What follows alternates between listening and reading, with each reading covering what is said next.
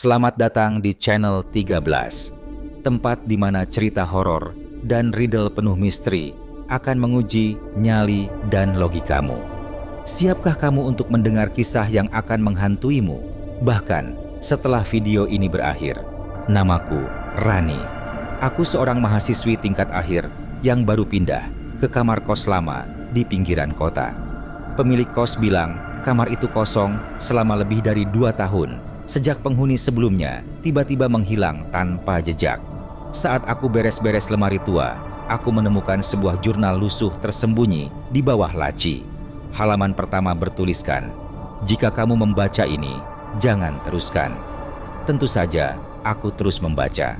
Jurnal itu berisi catatan harian milik seseorang bernama Lina. Semakin kubaca, isinya makin aneh. Awalnya, hanya catatan kuliah dan cerita biasa.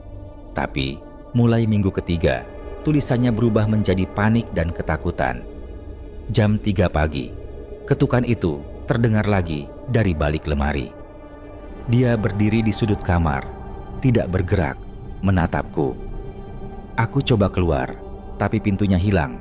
Yang ada hanya tembok, dan halaman terakhir membuatku merinding. Aku sadar sekarang, dia tidak menghantuiku. Dia mencoba menggantikanku. Setelah membaca jurnal itu, hal-hal aneh mulai terjadi. Jam dinding di kamar selalu berhenti pukul 03.13 setiap malam.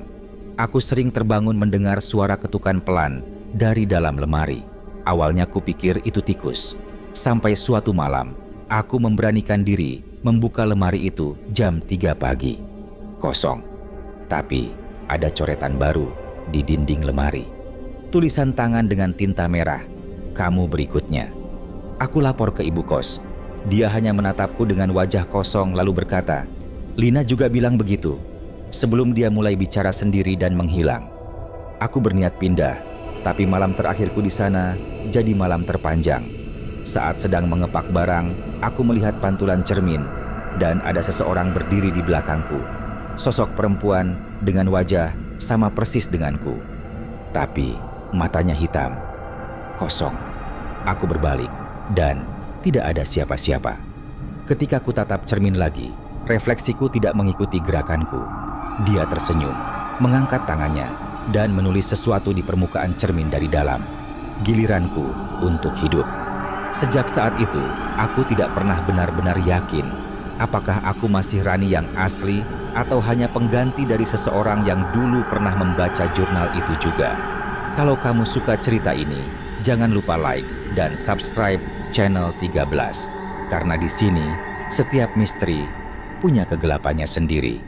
Sampai jumpa di cerita selanjutnya.